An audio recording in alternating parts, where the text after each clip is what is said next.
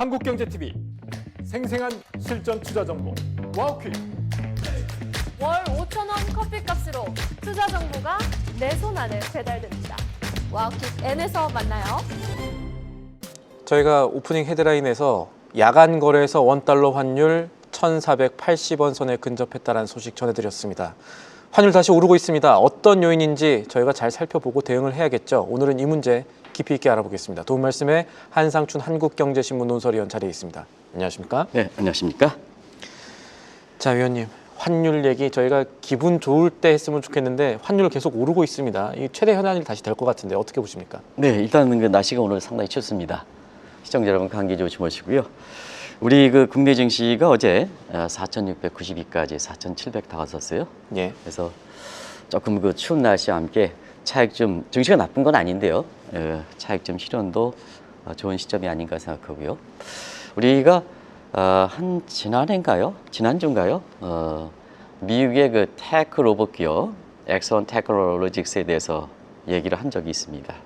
사실 국내에 주식과 관련돼 있기 때문에 CS 전체에서 가장 호평받았던 현대그룹의 그 아트라스 로봇 기업 휴머노이드 로봇 기업이죠. 이 얘기는 좀 자제해서 미국의 국내 증시에 이해관계가 없는 로봇 기업인 미국의 엑선 테크놀로지에 했는데요. 그게 호평을 받으면서 지금 그 현대차 주가가 삼성전자, SK에서 강하게 반등해서 어제 4,700에 다가는 이런 모습을 보이고 있어요. 아무튼 간에 이렇게 국내 증시가 너무 좀 많이 오르긴 감이 있습니다. 단기에. 예. 이런 상태에서 증시가 나쁜 건 아닌데요. 차익 실현도 좀 한번 생각해 보실 대목이지 않냐. 그중에 환율 요인이 좀 한번 고려해 봐야 된다 이렇게 보겠습니다. 환율은 지난해 두 가지 특징을 갖고 있다 하는 것도 말씀드렸죠. 일단 평균 수준이 너무 높다. 지난해 1,421원으로 계산해 보니까 추정되는데요. 이게 외환위기보다 높다. 일단 수준 자체가 높다. 두 번째는 변동성이 너무 크다. 그러면 이런 요인을 어떻게 잡아줄까 하는 측면은 작년 연말에 사실 내부 요인이기 때문에 내부 요인을 잡아줘야 된다. 근데 다 국민들은 다 그런 건 아닙니다는 좀 밖으로 간다. 그러면 정책당국에서 눌러줘야 되지 않느냐. 그래서 정책당국에서 연말 관리 차지든 여러 가지 목적에 의해서 1,429원까지 떨어뜨렸습니다. 사실은 이때 한 차례 더 해서 적정 환율인 1,350원까지 줄기차게 개입을 해야 된다. 예. 그러면 그 말씀을 적정 하셨습니다. 수준이 가야 사실 그 변동성도 줄여들고 또 무엇보다도 환율이 올라가는 부분에 대한 익스펙테이션을 줄일 수가 있다. 익스펙테이션을 줄여줘야 수급상이 안정되는 거거든요. 그런데 새해 들어서 시장 개입을 주춤한 사이에 원달러 환율이 사실 외부 요인보다도 내부 요인에서 다시 올라가는 모습, 그것이 1,470원대까지 올라가는 모습, 이 모습이 보인 것이 국내 시장의 지금 모습이다 하는 것을 말씀을 드리겠습니다. 큰 그림부터 살펴보죠. 원달러 환율이라고 합니다. 원이 있고 달러가 있고 이 관계에 따라서 환율이 움직이는데 이 한 축인 미국 달러 얘기부터 해보죠. 미국에 지금 무슨 일이 있다고 네. 봐야 되는 거죠? 미국에서는 사실 원달러 환율을 그렇게 크게 상승시킬 만한 또 하락시킬 만한 요인은 발생하지 않고 있어요. 예. 사실 중심 통화 문제에서는 자체적인 문제 때문에 그래요. 그런 과정에서 최근에 중심 통화 문제, 달러 인덱스와 관련된 문제는 전부 트럼프 지정에서 지금 이렇게 제공하고 있다 이렇게 보겠습니다. 아무래도 가장 바탕이 됐던 것이 작년에 그 트럼프 대통령이 취임한 이후에 약달러, 강달러를 놓고 저울질했던 때죠. 오락가락했기 때문에 사실 달러 인덱스 상에서는 취임 초에 110에서 지금 98 레벨까지 떨어지고 있습니다는 사실 최근에 보면은 96 레벨에서 100으로 다시 다가가는 모습을 보이는 것이 작년 연반기에 달러 약세 정책에 따라서 달러가 인덱스가 많이 떨어진 부분에 대한 아직 제자리에 올라가지 못한 단계다를 보겠습니다. 그러다 보니까 달러 약세라든가 달러 강세에 대해서 왔다 갔다 하니까 새해 들어서 사실 달러 가치가 앞으로 어떻게 될 것이냐 하는 측면의 신간들, 새로운 그 출간들, 그리고 전미경제학에서 논의됐던 내용들을 요약해드리면 극과 극입니다. 예. 그래서 앞으로 달러 가치가 폭락할 것이다 해서 전미경제연구에서 유명한 제닛 앨런이라든가 페드 의장을 지냈죠. 하버드 대학의 캐러스로퍼 교수라든가 이런 세계적 석학들이 달러 가치가 폭락한다. 그것도 그냥 하락이 아니라 폭락한다. 반면에 킹달러를 주장하는 이건 언론사를 중심으로 해서 저널리스트들이 많이 주장하고 있습니다. 그 특징을 갖고 있습니다. 그래서 시청자 여러분이 더 어려운 것은 이 달러 가치 관련해서 원달러 관계없이 극각으로 나서거든요. 한쪽은 세계적 석각들이 달러 폭락론, 한쪽에서는 시장의 플레이어들 중심으로 해서는 킹달러를 다시 복귀할 것이다 이렇게 보고 있거든요. 그런 측면에서 달러 가치는 뭐에서 결정될까? 특히 미국 측에서 보면 펀더멘탈인 머큐리 요인과 그 다음에 마스적인 측면에서 정책 요인이다. 그러면 펀더멘탈을 보는 시각은 비슷하다. 근데 왜 이렇게 달러 가치 폭락과 달러 가치 킹달러가 될까 하는 측면은 펀더멘탈의 머큐리 요인보다도 트럼프 정책과 관련된 마스 요인에서 차이기 때문에 어떻게 보느냐에 따라서 지금 달러 가치가 폭락할 것이다. 그 다음에 폭등할 것이다. 킹달러로 복귀할 것이다. 이게 나눠지는 것이 특징이다. 그래서 트럼프 요인이 가장 크다 하는 것을 말씀을 드리겠습니다. 이걸 쉽게 보면은 백악관이 지금 앞으로 어디로 튈지 모르니까 달러 전망도 극과 극으로 나뉜다 이렇게 봐야 된다는 말씀이신 거죠? 네네. 사실 달러 가치 이 폭락론을 트럼프 진영에서 제거하는 것은 무엇보다도 중심통화는 결제통화의 의미를 갖고 있거든요. 예. 그러면 다자주의 자유무역지가 있어야 중심통화 위상이 있는 겁니다. 그러면 달러주의로 가면 다자체를 무너지고 자유무역이 무너지면 중심통화, 결제통화가 무슨 필요가 있겠습니까? 그런 거에서 트럼프가 원인을 제공하는 거다 이렇게 됐습니다. 그런 것이 자막에서 나오고 있습니다는 사실 그렇습니다. 지금 질문 3번에 대한 내용인데요. 이게 질문 몇 번에 대한 내용입니까? 저희가 지금 돈로주의에서 이제 그래서 다자주의랑 자유무역을 그래서 약화시킨 이게 얘기하고 질문을 있죠. 그러니까 예. 질문 3번에 대해서 질문 자막을 주시기 바랍니다. 질문 3번에 대해서 시청자분이 헷갈릴까 봐 지금 그것에 대한 질문은 자막은 지금 됐습니다. 질문 3번에 대한 자막을 주시기 바랍니다. 그래서 시청자 여러분 그렇습니다. 이 내용입니다. 그래서 지금 이제 질문한 거에 대한 답이 같이 가야 되니까 그렇습니다. 그러면 중심통화가 사실 국수주의로 간다면 의미가 없어지겠죠. 그러다 보니까 각국들이 자국 통화를 우선주의로 간다. 이런 쪽에 문제다 이렇게 됐습니다. 두 번째는 미국 이해 국가는 당연히 달러주의로 가니까 자 동맹국도 쳐버려, 다른 국가도 쳐버려. 그러니까 다른 국가들은 신주권 때문에 탈미국 현상이 강하겠죠. 또 탈달러 현상이 강해지겠죠. 이게 달러 가치의 폭락론이 트럼프 진영에서 제공한다 이렇게 됐습니다. 그리고 미국은 자체적으로 중심을 잡느냐. 근데 트럼프 진영에서는 퍼플리즘 때문에 어떨 때는 약달러 갔다가 어떤 때는 강달러 가니까 본인 자신도 이렇게 미국 자체적으로도 달러 정책의 중심을 못 잡고 있는 것이 케너스 로프 교수라든가 제넬 앨런 교수가 제넬 앨런 과거에 그 페드 의장이자 재무장관을 했던 사람들이 달러 가치가 폭락한다 이렇게 보시면 되겠습니다. 자, 지금 이런 상황에서 스테이블 코인법이라든가 여러 가지 탈법정 화폐 이야기가 나오는 것이 지금 앞으로 달러 가치를 좀 떨어뜨릴 수 있다라고 적어도 석학들은 보고 있다는 말씀이신 거죠? 그렇죠. 중심통화라는 게 법정통화 아닙니까? 예. 근데 트럼프 정에서 스테이블 코인을 무력화해서 코인에 대해서 달러 주저권을 인정을 했었지 않습니까? 그럼 법정통화 약화되는 거죠. 그러면 자 세계에서 중심통화에 해당되는 가장 대표적인 법정통화인 달러는 폭락할 것이다 이렇게 보는 것이 결국 트럼프 쪽에서 원인을 제공하고 있다 이렇게 됐습니다. 이 문제는 시청자 여러분이 오랫동안 해왔고 지금은 금이라든가 기금속이라든가 이런 게 올라가는 요인 중에 또 채권보다는 주식적으로 올라가는 요인이 많이 대중화됐기 때문에 이 문제는 그동안 누차에 말씀드려서 시간 관계상 줄이도록 하겠습니다. 아무래도 질문 8번 부분에 대해서 정부가 어떤 대응을 가져갈 것이냐 이게 시간을 좀 할애해 드려야 되기 때문에 이건 좀 줄이겠습니다.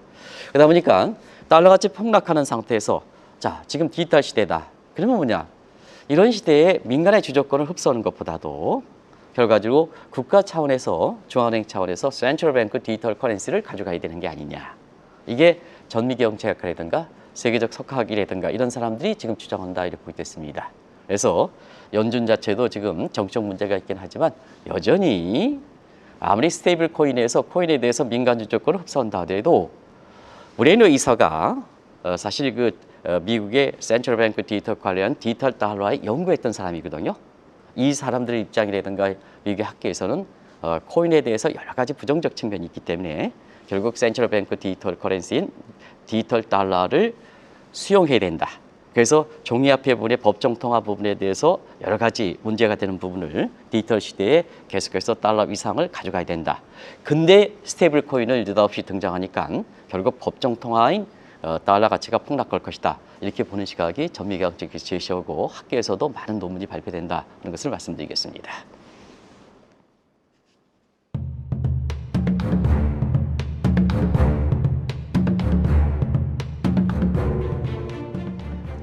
저희가 지금까지는 환율 관련해서 앞으로 달러가 약세를 갈 수 있다는 경제학계의 전망들을 살펴봤습니다. 그런데 저희가 앞서서 최근에 달러 전망이 극과 극으로 나뉘고 있다고 말씀드렸죠. 그러니까 이제는 킹 달러, 달러 가치가 그렇지 않고 더 올라갈 것이다 하는 논리도 좀 살펴봐야겠습니다. 어떤 논리들이 좀 있을까요? 네, 아무래도 이제 시장 중심으로 어떤 시각이 지금 달러 가치가 회복될 것이다. 시장에서? 사실 예. 그런 쪽으로 이렇게 보는 시각은 아무래도 시장은 사실은 이렇게 달러에 대해서 대체 통화라든가 뭔가 이런 쪽으로 해서 지금 생활에 인간 생활에서 달러에 대한 편리성 이런 걸 가지고 달러 사이클 관련해서 이렇게 얘기한다 이렇게 됐습니다.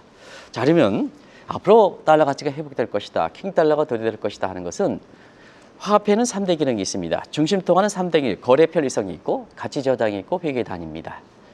그래서 킹 달러로 달러 가치가 회복될 것이라 하는 것은 달러가 이미 깊숙이 생활에 결제 통화라든가 익숙해 있다.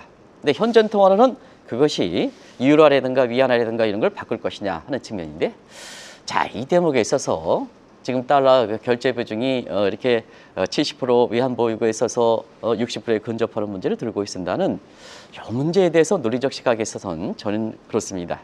자, 디지털 시대가 와서 센트럴 뱅크 디지털 커런시라든가 이런 게 디지털 코인이 등장하지 않았더라면 이 논리가 맞았을 겁니다. 지금 달러의 비중이라든가 이렇게 높은 측면이 사실은 같은 현존 통화에서 달러라든가 유로, 달러라든가 엔화, 달러라든가 위안화 요거 비교했다면 요 시각이 맞을 겁니다. 근데 사실 그 다시 킹 달러가 된다는 건 디지털 시가 되는 거거든요. 그러면 과거의 킹 달러가 되는 논리와는 상당히 지금 뉴노멀이다 하는 것을 말씀드리겠습니다. 또 한 가지는 스테이블 코인 문제입니다. 시청자 여러분 아시겠습니다. 달러 스테이블 앞서 말씀드린 게 법정 통화가 이렇게 약화된다 이렇게 하는데, 사실 그 스테이블 코인 등장해서 보면 그 코인의 구조에서 보면 1달러와 1코인과 그다음에 미국의 국채가 담보로 돼 있는 이런 구조거든요. 그러면 자, 이럴 때는 킹 달러 되면 1달러를 1코인의 국채를 담보로 하는데 같이 가지 않겠느냐. 코인이 스테이블 코인이 확성되면 달러 가치가 같이 올라가지 않겠느냐 해서 킹 달러를 주장하는 시각입니다. 근데 이것도 문제냐면 미국의 국채가 안정자산이라면 담보로가 물건이 없을 때는 문제가 없을 때는 이 시각이 맞습니다. 예. 근데 지금 미국의 국채가 뭐 디폴트 위험이 처해 있지 않습니까? 담보 가치가 불확실한데 어떻게 1달러 1코인 같은 것을 같이 이렇게 묶어놨다 하더라도 태안성을 보장했다 하더라도 이게 가겠습니까? 이 논리에서는 너무 킹 달러를 가기 위한 논리적 문제만 추론돼서 그 친간에 책을 기록했기 때문에 상당히 논리성에 있어서는 문제가 있다는 것을 말씀드리겠습니다. 말씀하신 부분 우리가 그동안에 알고 있던 상식, 미 국채는 절대 안전자산 이하가 흔들릴 수 있다면을 가정을 하고 이제 저희가 나누는 말씀이고, 또 하나 보겠습니다. 이제 여러 가지 관점들이 있던데 미국이 기축통화국이지 않습니까? 이 미국이 기축통화국의 이점을 계속 누리려면 달러 가치가 계속 강세가 되는 게 이득이다라는 관점도 있다고요? 네, 미국의 국채는 흔들릴 수가 있다가 아니라 이미 많이 흔들려 왔죠. 왜냐하면 작년 그 작년이죠. 그 작년 9월부터 미국의 기준금리가 떨어졌는데 예. 국채금리가 올라가는 이유가 왜 그렇습니까? 이미 미국은 국가 채무가 위험 수준을 지났지 않습니까? 그래서 아무리 기준금리가 하더라도 한 나라의 인트레 시스템상 기준금리가 낮추면 국채금리가 떨어져 있는데 디폴트 위험 때문에 국채금리가 올라가는, 아무리 미국이라고 해도. 그렇습니다. 그런 심정에서 여러 가지 지금 미국의 국채가 흔들리는, 그래서 안전통화라서는 아니죠. 그런 측면에서 다시 한번 이미 그것 좀 부연해서 설명드리고요. 예. 자, 글로벌 시니어리즘 문제입니다. 그러면 이제 킹 달러가 주장하는 시각은 시니어리즘 하면 자, 100달러짜리 이렇게 액면을 발행하면 거기에 발행 코스가 있거든요. 그러면 그거 차익이 시니어리즘입니다.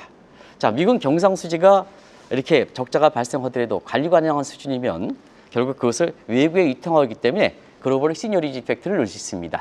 그럼 미국이 이게 포기하겠느냐 하는 문제거든요.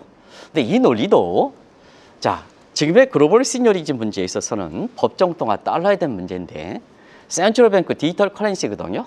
디지털 시대가 되거든요.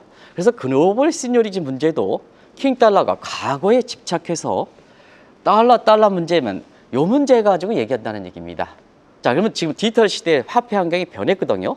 그러면 센트럴뱅크 디지털 커런시에서 시니어리티 문제는 누가 가져갈까? 이 문제를 봐야 되지 않습니까?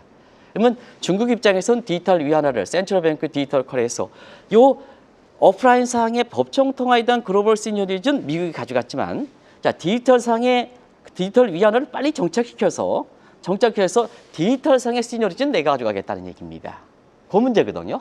그래서 너무 과거에 집착해서 킹달러를 얘기하는 것이 아닌가 이렇게 보고 있습니다. 어찌됐든 글로벌 시니어리티 문제 관련해서는 달러 위상과 관계없이 앞으로 과거 손흥민이 얘기했던 화폐 전쟁이 치열하게 전개될 것이다 하는 측면에서 올해의 사실 화폐 전쟁 문제, 통화 전쟁 문제는 굉장히 주목해서 보실 필요가 있다는 것을 말씀드리겠습니다. 지금까지 달러, 그러니까 환율에 큰 영향을 미치는 달러의 향방에 대해서 약달러가 될 것이다. 아니다. 강달러 시대가 올 것이다. 이 두 가지 관점들을 살펴봤는데 이 각자의 논리들을 좀 검증을 해보면 실제 방향성은 어느 쪽으로 가는 게 맞다, 합당하다라고 생각을 해야 될까요? 네. 극과 극의 모습이 미국 측에서 제공했으니까 예. 미국 측에서 그걸 점검해 봐야죠. 그런 측면에서 자, 강달러가 갔을 때 미국이 과연 흡수해 줄 수 있을까? 그다음에 약달러가 갔을 때 미국이 흡수해 줬을까? 이 문제를 점검하고요. 무엇이 미국한테 유리한가? 그러니까 예. 그다음에 두 번째는 통화제대 변천사가 1945년 이후에 어떤 쪽으로 변했을까? 자, 역사적으로 45년 이후에 지금까지 한 80년 정도 경과되고 있는데요. 달러가 약세가 됐을까, 강세가 됐을까? 이런 두 가지 관점에서 시청자 여러분한테 말씀을 드리겠습니다.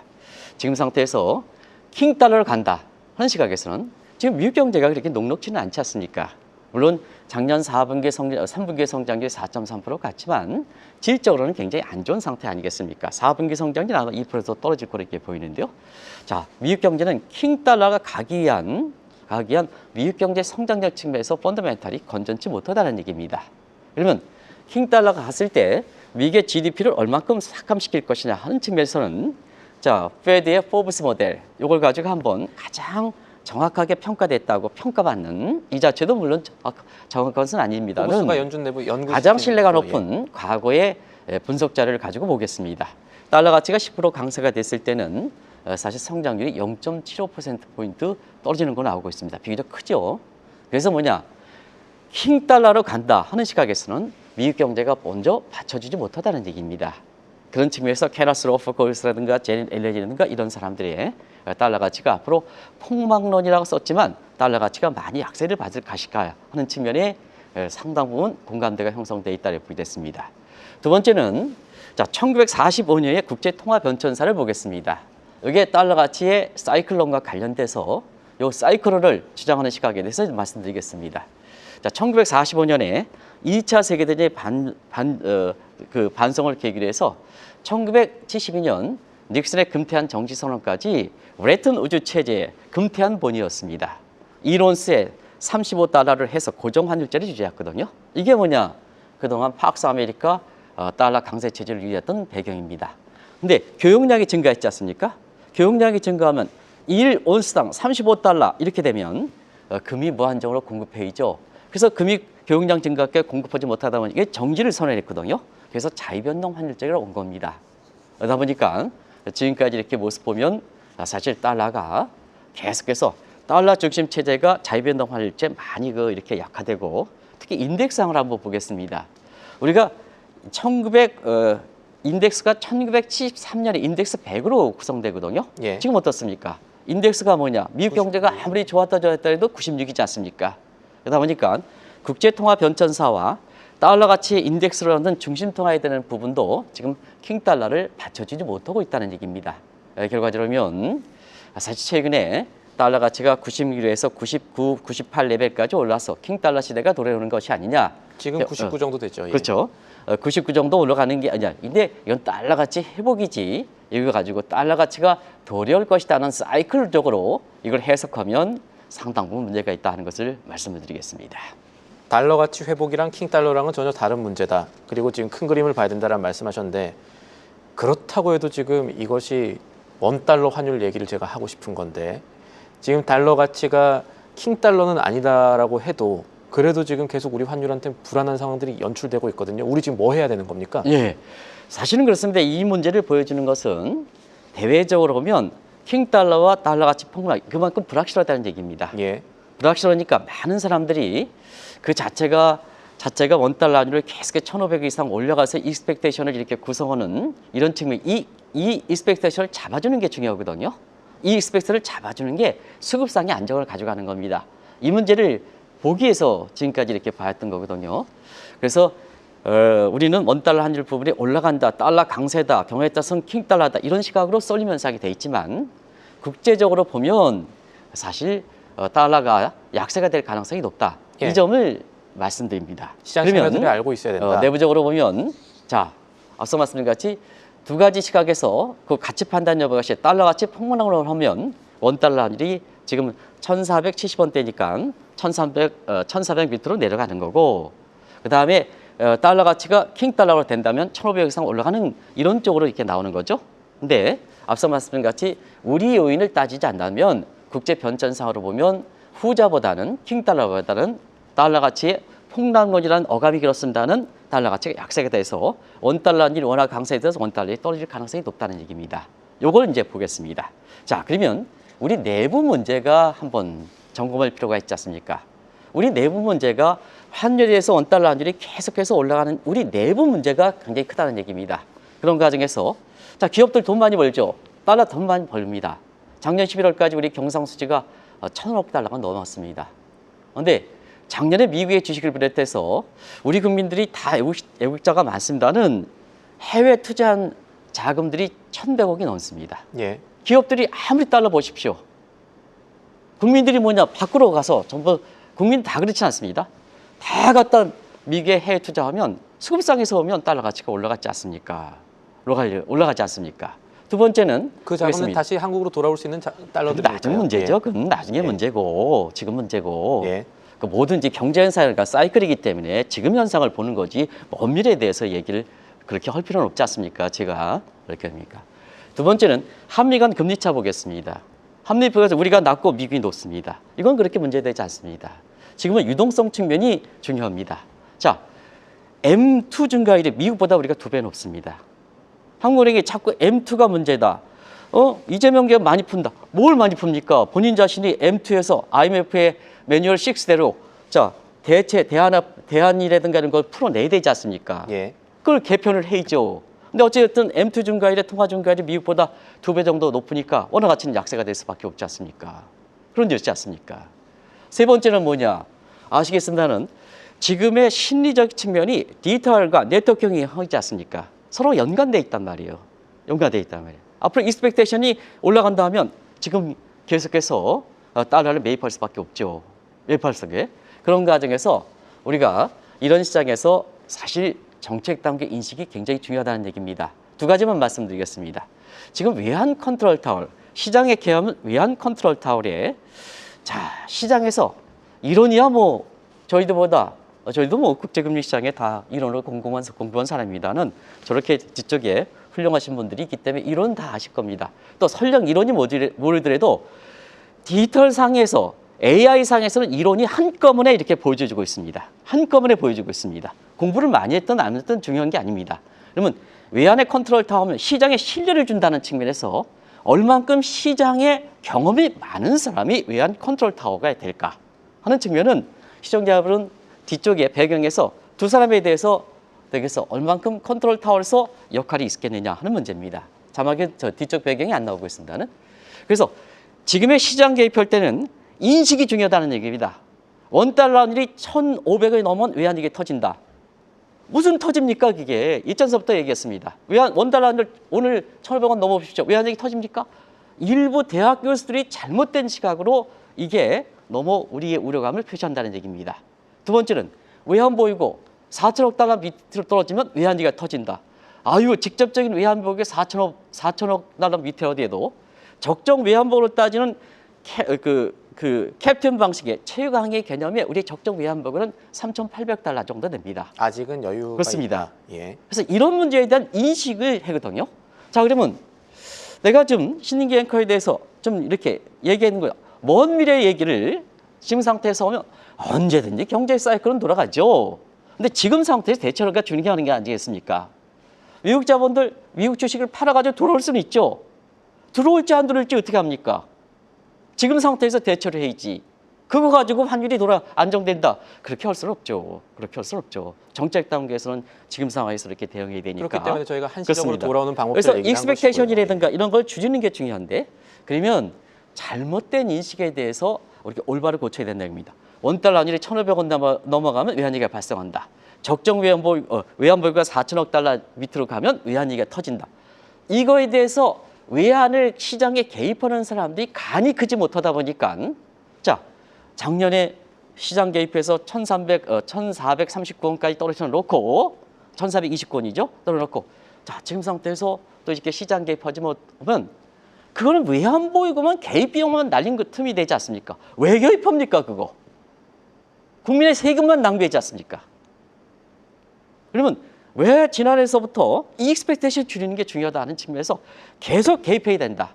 외환위기 터지지 않는다. 1,500원 가도 적정 외환보유가 4천억 밑으로 가도 외환위기 터지지 않는다 하면 개입할 때 과감하게 개입하라는 얘기입니다. 그래서 시청자 여러분 아시겠지만 트럼프 대통령이 무모함도 있다. 근데 무모함도 좋을 때가 있는 겁니다. 그래서 좋을 때가 있는 겁니다. 그래서 지금은 외환 시장에 대한 잘못된 견해를 바탕으로 해서, 시장을 바탕으로 해서 트럼프 같은 무모함이 필요할 때다. 개입할 때는 확실하게 시장 개입을 해야 된다. 외환 당국에서 하는 사람이, 자, 지금은 나가지만 앞으로는 투자가 팔아가지고 들어온다.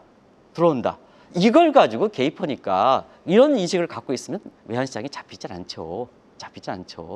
그 모든 정책이라는 건 그런 거 같지 않습니까? 그래서 지금은 잘못된 선입견을 개선해서 지금은 시장에서 익스펙트를 줄여서 환율을 안정시키는 이런 소위 경륜이 많은 외환의 컨트롤 타워가 필요하다 하는 지점을 말씀드리겠습니다. 알겠습니다.